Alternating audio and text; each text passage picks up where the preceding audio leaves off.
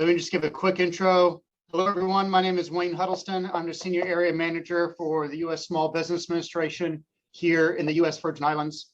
For those of you who have joined us in the past, you'll know that every Tuesday at 10 o'clock, the SBDC hosts Sba for a short 1-hour informational session.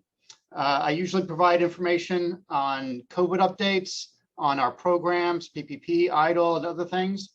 But we also like to sprinkle in other topics as well, because even though there's a lot going on with the pandemic, the world does not stop. And so we want to give you information on how to accelerate your business growth outside of the pandemic. And today we're going to be talking about government contracting. For this session today, I have invited our business opportunity specialist from Puerto Rico, Eduardo, who is an expert in government contracting. He's going to give you a general overview of what government contracting is, but focusing specifically on the certifications that can help you in the government contracting process and help you be more competitive in receiving contracts. So without further ado, I'm just going to go ahead and turn it over to you, Eduardo, and let you take it away. Thank you, Wayne. Good morning, everyone. Thank you for joining us. As always, thank you to the VI SBDC for the invitation. Always a pleasure to be here with you guys. So my name is Eduardo Velez. I am one of the 2 business opportunity specialists assigned to the SBA district office for Puerto Rico and the USVI. We work with firms that want and just became certified in one of our programs, 8A, Hubzone, Woman-Owned, Service Disabled. So we're going to go over those soon. And we also give assistance to firms looking to expand, create and develop a business plan, capability statement, all of that good stuff. So this presentation is covering some of the basics that are involved in the certifications that we offer and some of the bigger aspects of federal government contracting. So if you want to find additional information, please go into the www.sba.gov webpage. There is a lot of really good information there. You will find trainings, PowerPoints, PDFs, and just a lot of really good bullets of information. So yeah, go ahead and do that. So today we're gonna go over some of the basis of the 8A business development program. We're gonna talk about the Hubzone certification, woman-owned small business certification, and some other programs and certifications from Sba. So what is a set-aside in regards to socioeconomic category? So each year, federal agencies have to comply with a 23% set-aside number that it's assigned nationwide. It is divided into 5% for women-owned small businesses, 5% for SDBs. Here, the 8A certification is included here. 3% for Hubzone and 3% for service disabled veteran-owned small businesses. What this means is that agencies have to oblige and have to set aside contracts that are specifically going to be designated for one of these categories. So if you, firm or business owner, get certified, let's say as a Hubzone business, you're going to be able to compete in contracts that are set aside exclusively for you and other businesses that are Hubzone certified. So if you have in your state or territory, if you have, let's say, 500 small businesses and only 100 of those are Hubzone certified, if a contracting officer puts out a set aside for Hubzone firms, only the 100 firms that are certified are going to be able to compete. If it's a competitive procurement, are going to be able to compete in that.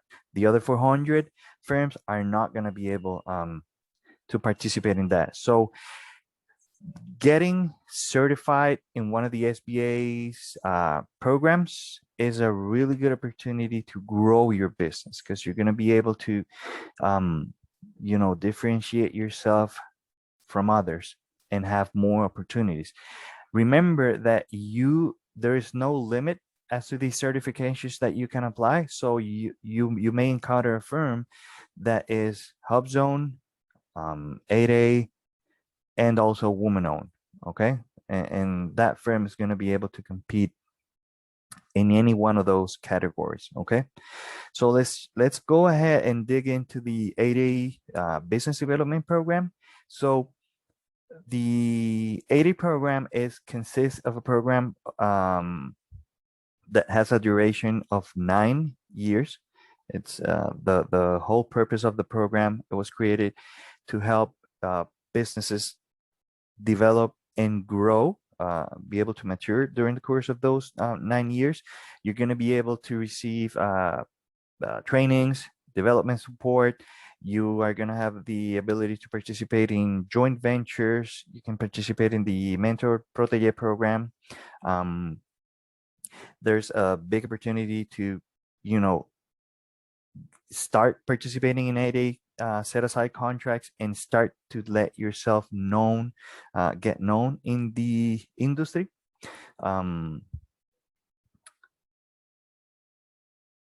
So the assistance, the technical assistance, is going to be delivered through one of many companies that provide trainings for SBA.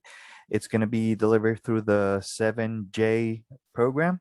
So you're going to be able to participate in-person trainings, virtual trainings. You also have the ability to participate in matchmaking events that are celebrated during the course of the years, at least twice. So you also have, you're going to be provided with tools to better understand how government contracting works. And obviously, during the course of those 9 years, what we want is for firms to have the ability to grow, and thrive in this ever so competitive environment. So when you sit down to see if this is something that you can do, if this certification is good for you, you need to have, before you can participate in any U.S. federal government contracting opportunity, you need to have your sam.gov account created. You need to have your DUNS number. You need to have your cage code. Everything that I'm mentioning, the SBDC can help you achieve that.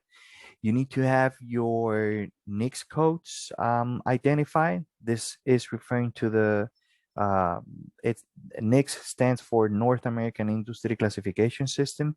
So whatever you sell, whether it's a supply or a service, the federal government has designated a number to it, whether it's construction, food, IT services, steelworks, you name it. You're going to have an industry. You're always going to have your primary code, and you can have as many secondary codes as you want. So you need to have, once you have all those steps done and good to go, then you can go ahead and start your certification process. You're gonna have, in all of the certifications, you're gonna for the 8A program, for the 8A business program, in difference to the other certifications, you need to have a net worth requirement met. So it's basically you're gonna have your assets and your liabilities, and you're going to subtract your house equity, your business firm equity, your 401ks, and you're going to end up with an adjusted number that it cannot go above, it cannot be above 750 adjusted net worth.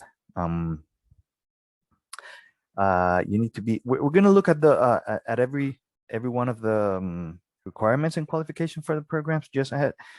This is just like an introduction to the certification. You need to be in a socially and economically disadvantaged group in order to compete.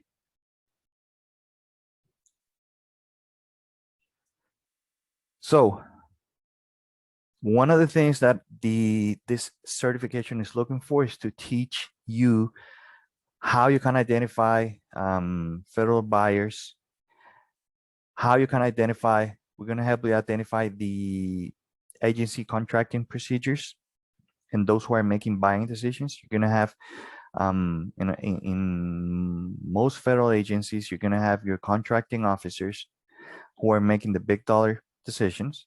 But below them, you're also going to have procurement officers, procurement technicians, that some of them are going to work with acquisitions under some of the thresholds. They're going to work with simplified acquisition purchases. So we're talking about credit card purchases not over maybe 200, 250. So we're going to help you identify and target those contracting officers. You also are going to have the opportunity to also do subcontracting. A lot of people, when they start doing businesses with the federal government, they kind of fear go into the primary side of the as a prime contractor. So you also have the ability to do subcontracting works. So we're going to teach you how to focus on what it is, the agency that you need to be concentrating in, pursuing opportunities with, whether you sell, construction, what I was mentioning earlier, construction, food, IT services. And obviously you're going to be able to make a lot of networking during the course of the 9 years. So how do you know if you're ready to apply to the 8A business development program? Well, you need to know if you have your firm ready to deliver. So the federal government buys anything from paper clips to submarines. So if you identify through your Nyx code research that what you have, the federal government buys, and you feel like you have the ability, whether it's logistics, transportation, inventory, if you have that in place and you know that you can deliver a product, then you're ready to apply to the business development program. You need to have sufficient cash flow because you're going to have to engage in a lot of costs pre-delivery of the supplier service. Obviously, this is money that's going to be reimbursed to you, but you need to have cash flow to deliver. So you should have good past performance so that you're able to provide references. And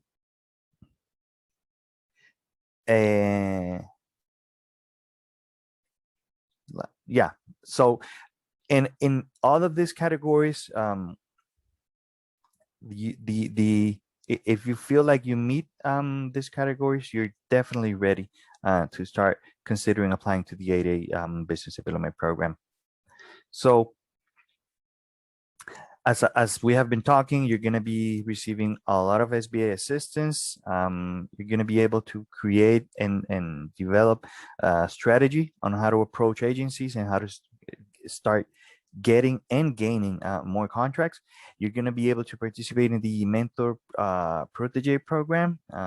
You're going to be able to get a firm that has maybe graduated from the 8A business development program, or is maybe a large business looking to mentor a small business.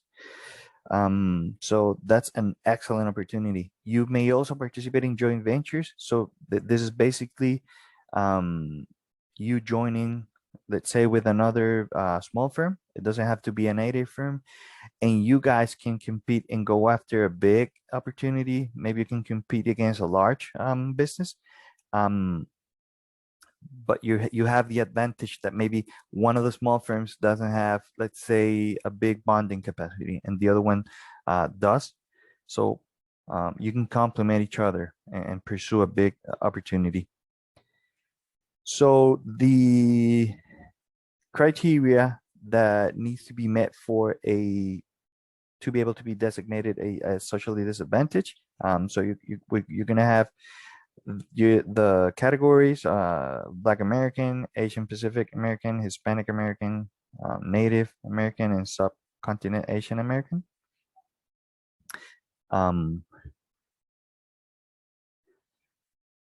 So at the initial application time, the personal net worth, this is what we were discussing earlier about how we're gonna SBA is gonna take your assets and your liabilities.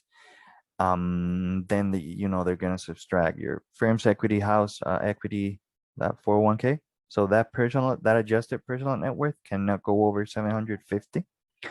Your 3-year average income for the firm cannot be above 350, and the fair market value of all your assets has to be below $6 million.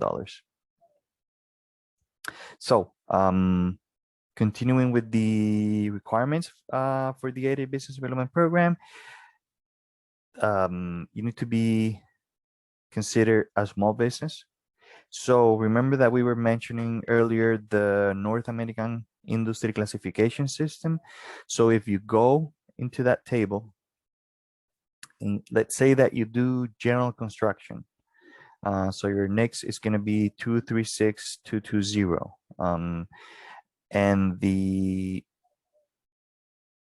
number that you can now go above is going to be for yearly receipts of, I think it's now on 36.5 million.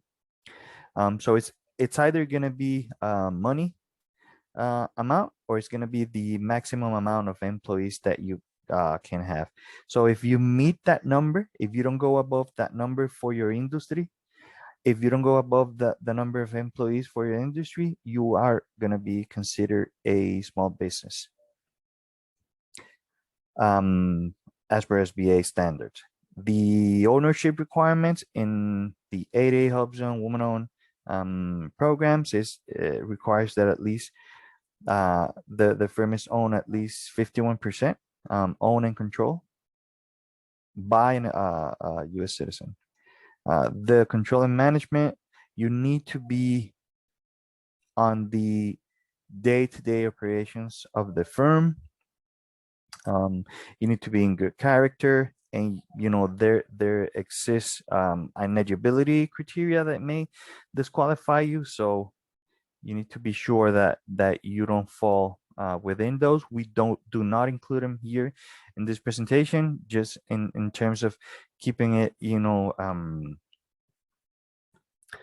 simple. But you can go into the sba.gov webpage and go and check all of the eligibility criteria that may disqualify you from applying to the program. This is what we were mentioning earlier. So if this is the first time that you have ever heard something related to U.S. federal government contracting, don't feel overwhelmed. It's something that if you divide it into steps, it's something that is completely doable. So as we were mentioning, you need to do some steps first. Create your SAN.gov account. Any firm, any business that wants to do business with the federal government needs to be registered in the SAN.gov webpage account. You need to create a DUNS number. You need to have your Nyx codes identified. After you do this, you're good to go. You're ready to go into the ring and exchange. Then you're going to go over and see to what certifications you can apply. So this will be Hubzone, 8A, the ones that we have been talking about. You can go into the certified.sba.gov webpage. This is a program that SBA has in which we manage all of the certifications that we have been talking about. On the if you go into that web page on the bottom part of the initial screen, you're gonna have a section that it's like a questionnaire. So it's basically gonna be a yes or no answer kind of deal, and you can go in there and start, putting in your answers, and it kind of does a pre-qualification kind of a thing, and it will let you know if you do qualify for 8A and Hubzone, so that you have an idea of what you know of whether or not you're gonna want to invest your time right in doing this.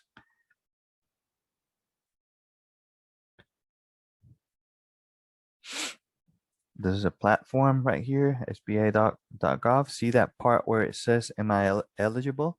So you're gonna click there, and it's gonna ask some questions to see if if you're eligible to join the programs.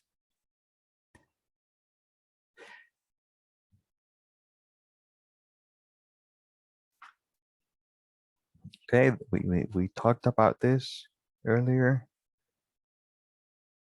Remember, this is the biggest advantage that you're gonna get out of the programs and certifications, is that set aside opportunities that you can pursue. Those sole source contract awards. Remember, a contracting officer can put out a solicitation, let's say a competitive solicitation, what we were mentioning earlier, in which maybe 50 people go in and pursue that opportunity. But a contracting officer can also do a sole source set aside contract. So he's going to do his market, the contracting officer is going to do his market research.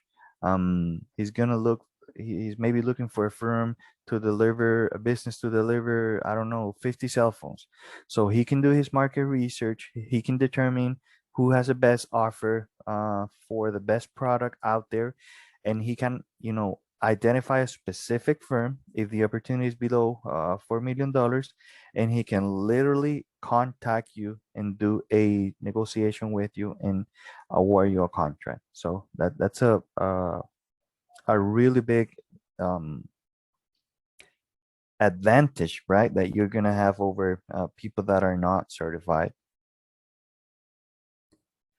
So the 8A program consists of 9 years. It's going to be 9 years. The first 4 years are what we call the developmental stage. During the whole 9 years, you have to submit annual reviews to SBA. So it's actually during the first 8 years. That 9 year, we only perform an exit interview. So during those years, you're going to be required to submit as same as your initial application, your financial statement for the current year and the past 2 years, your personal tax returns, your business tax returns, and some other documentation, such as updated business plan, updated capability statement. And SBA is basically gonna ask you for information regarding your assets, your liabilities, just to check and confirm that you are still eligible to continue to be in the program, because you need to qualify to get into the program, and you need to maintain that status, that qualification throughout the 9 years of the duration of the program. Okay, so this is very important. During the first 4 years of the program, there is no limit to the amount of 8A contracts that you can pursue. So you can literally go after as many opportunities, 8A opportunities, as you want. You can also pursue non-8A, of course. But when the 5th year starts, you're gonna have a percentage of non-8A contracts that you have to perform. That number is going to be increasing from year 5 to year 9, because SBA, what the program is looking for is that the firm is able to pursue other than non-8A, other than sole source opportunities, right? So that's that. Obviously, regarding the 8A certifications, if you guys have any questions, we're gonna have a Q&A at the end of the presentation. And if you still feel like you have questions after we're done, feel free to contact me, shoot me an email, and I will try my best to get you an answer. So let's go into the Hubzone certification. So Hubzone stands for Historically Underutilized Business Zone. This program was created to stimulate the creation of businesses in historically underutilized business zones all across the U.S. and its territory. This does not have a term of duration. However, you are going to be required to recertify every year. You're going to have to submit some documentation regarding the location of your principal place of business, ownership, that sort of stuff, just to be able to confirm that you are still eligible for the program. But it will not expire after 9 years. You can be a Hubzone firm for 20, 30, 40, 50 years, okay, as long as you meet the requirements. So same as a lot of the things that we have just talked about from the 8A application, that 51% own and control, being a U.S. citizen, being able to participate in set aside opportunities, all of those benefits you're going to be able to obtain under the Hubzone certification. So this is what we were talking about. So one of the main things before you apply to the Hubzone program, one of the first things that you need to do is go into the sba.gov webpage. You're going to go into the Federal Contracting tab. You're going to scroll down and you're going to go into the Hubzone program link. Once you're in there, you're going to scroll down and you're going to see that there's a part where it says Hubzone. I think it's Hubzone Location Eligibility Map. So it's basically a tool. Very similar that when you go into Google Maps and you're going to put your principal place of business address. That's where the majority of your employees work, the majority of the business is conducted. You're going to put that address there and it will let you know if you qualify for Hubzone. The USBI as of today is 100% Hubzone. So if you are a resident of one of the islands, you have no trouble with that. I think Puerto Rico is currently now 82%. So if you live in Puerto Rico, you need to go in there and put your address to see if you qualify.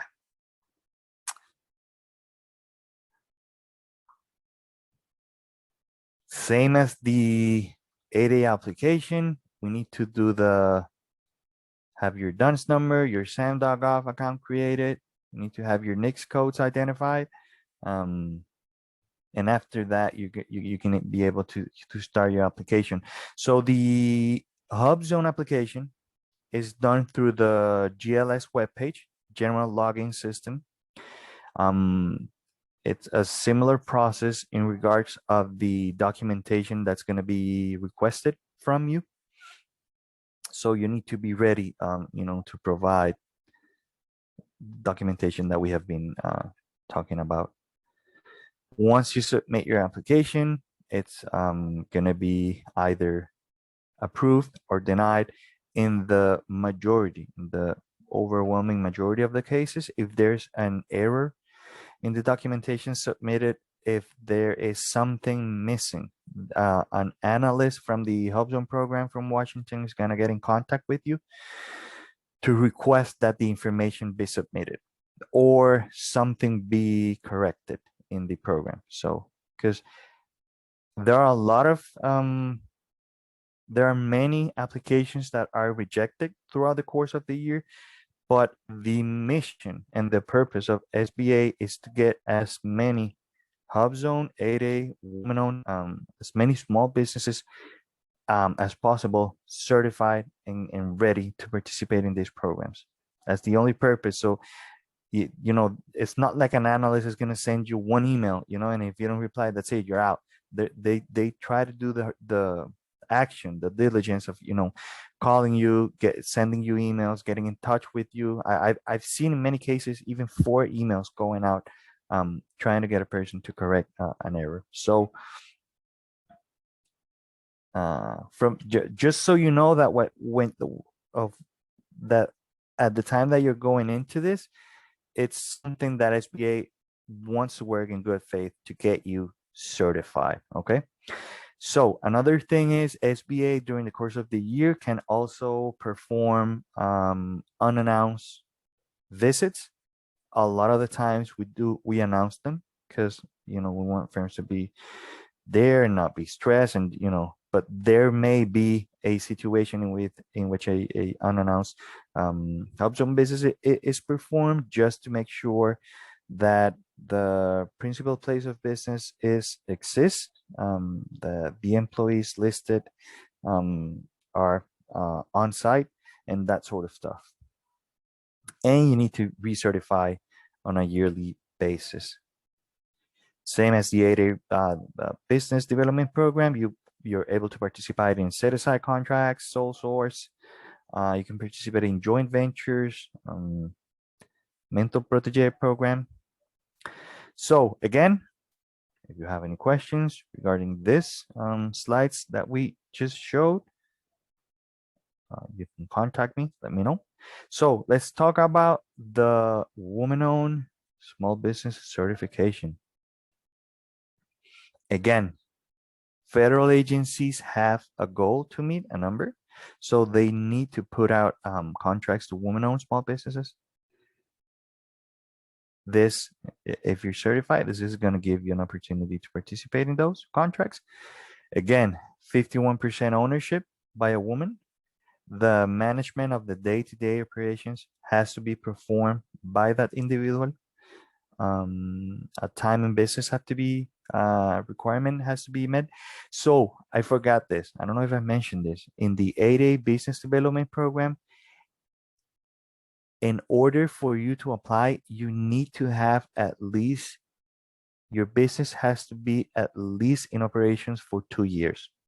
However, there is a waiver that you can request, that 2-year waiver, if you feel, let's say, an example, let's say that you have a 1.5 years of operations and you feel like you meet all of the other requirements and that you have the maturity and capability to perform federal contracts, you can prepare your argument and ask for that waiver. You're going to be asked to fill out some information to prove your point, but it is a possibility, and I've seen it happen. So if you feel like you can get that waiver approved, you know, by all means, go ahead.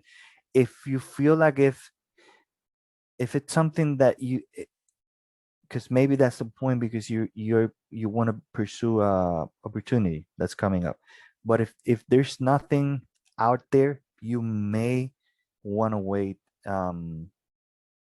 let's say those 6 months to get the 2 years, because remember that you're going to apply, you're going to ask for the waiver, and then you're going to have to sit down and wait.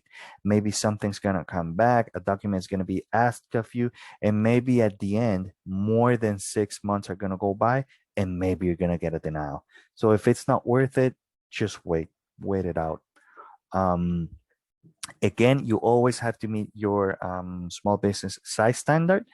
Remember that you're going to get that number from the 3 years, the sum of the 3-year annual receipts, or the amount of employees that you can go above. You're going to get that information in the next table. Again, same as the 8A business development program, at the time of application, you need to have a personal net worth less than 750,000, your 3-year average income is going to be 350 or less, and the value of your assets cannot be above $6 million. You need to be registered in SAM. You need to go into certified.sba.gov, put your information, and provide the documentation. Remember, you can go into the web page. Remember that what we were talking about earlier in the am I eligible part? You can go in and do the questionnaires and see if you qualify.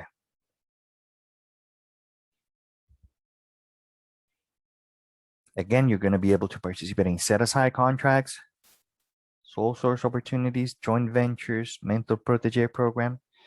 You're going to be able to receive trainings, technical assistance.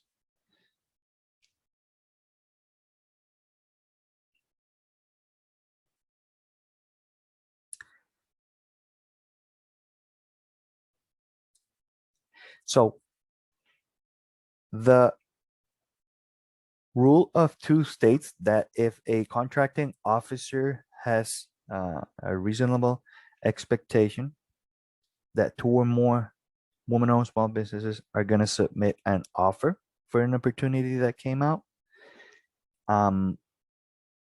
the award price, that contract has to be awarded at a fair market price. So that's again a plus that you have, in which you're going to be able to increase your chances of getting a successful bid out of the door.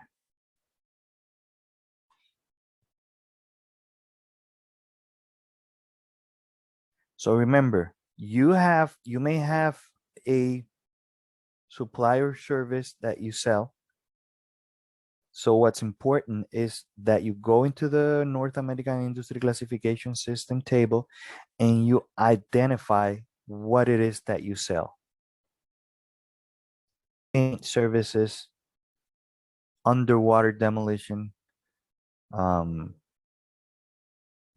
recon services, whatever it is that you do, go into the table and get your Nyx codes so that you know that you're ready to sell to the federal government. Okay. Those sole source contracts are always going to be awarded at a fair and reasonable price.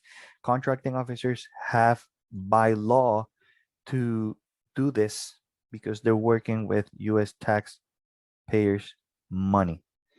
Okay. That the sole source opportunities that the contracting officer can do. Remember, we were talking about that when he does the market research, are going to be, they can do it up to 6.5 for manufacturing and $4 million for all other industries. If it goes above that number, they need to publish those opportunities and make them competitive.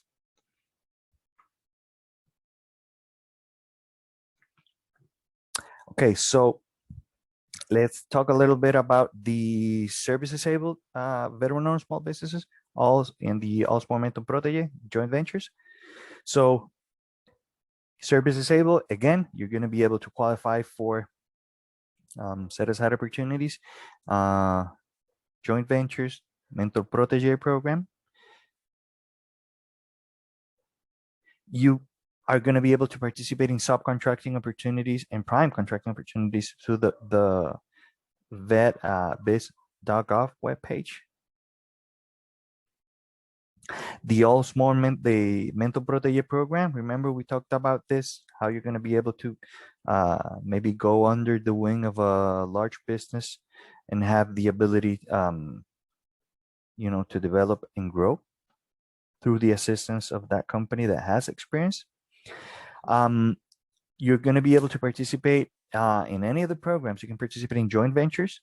So remember, joint ventures is basically going to be you joining forces with another small firm in order to be able to pursue a big opportunity that if you were to go after it alone, your chances would be, you know, maybe zero or maybe, you know, affected. You may have a company that has equipment, manpower, experience, all of that good stuff, but that company may not have, let's say, bonding capacity. So you can find a company that you can trust, that you identify, that you think it's going to be a successful partnership, and that company has, let's say, a big bonding number. So that joining forces is going to help you maybe get that contract, right?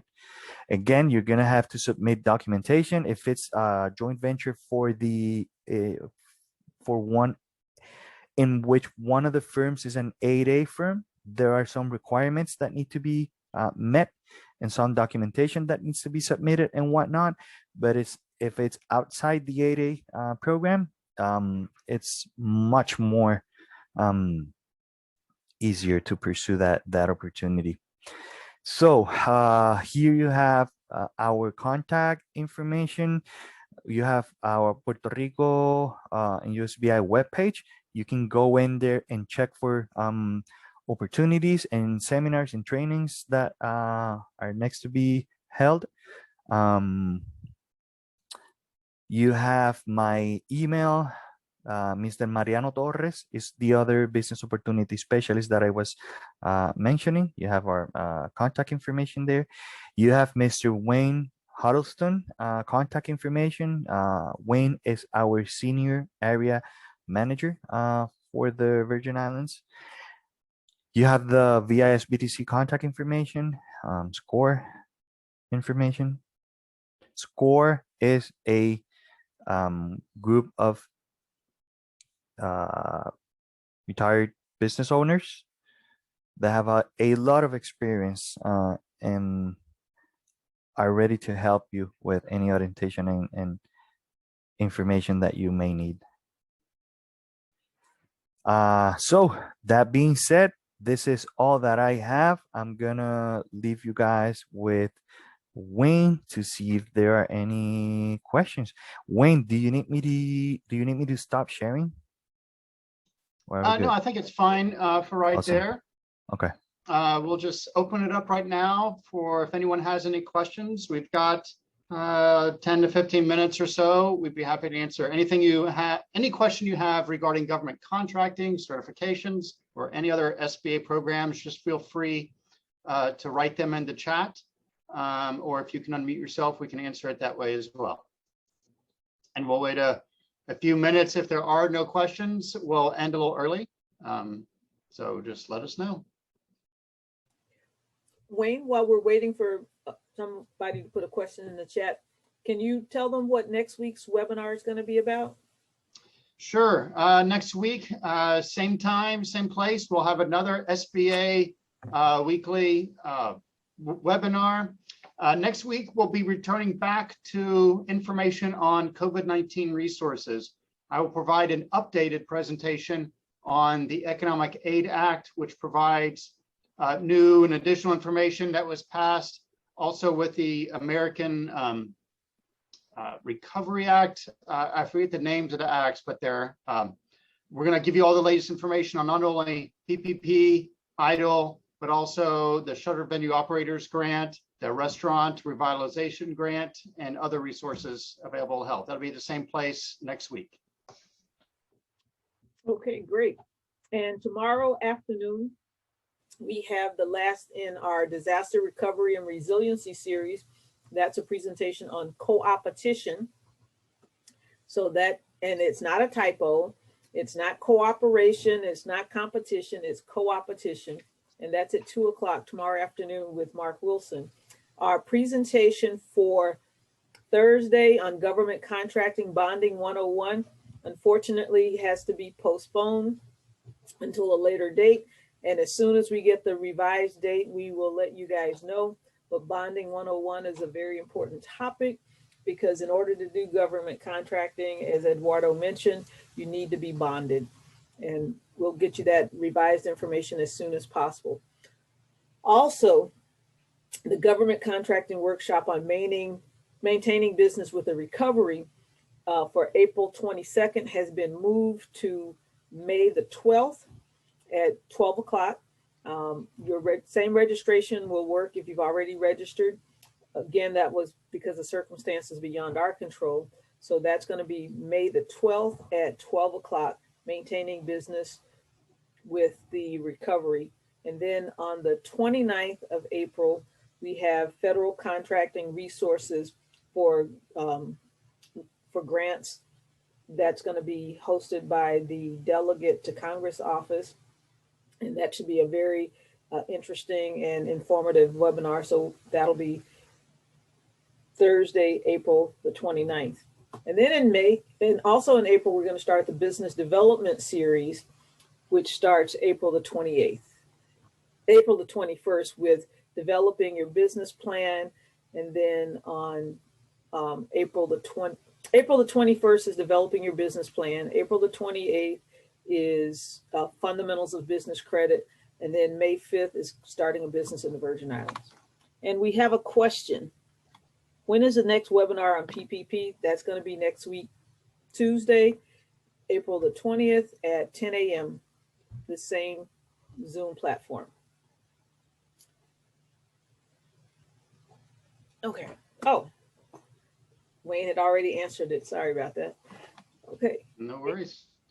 Any other questions? All right. Looks like we're going to get an early lunch break. Great. On behalf of our state director, Mr. Ted Gutierrez, for the Virgin Islands Small Business Development Center, and our staff on St. Thomas and St. Croix, we want to thank you all for joining us today. Please spread the word about the update on the PPP program and the other Economic Aid Act programs for next week, and we will see you all next week. Have a great week. Take care. Thank you.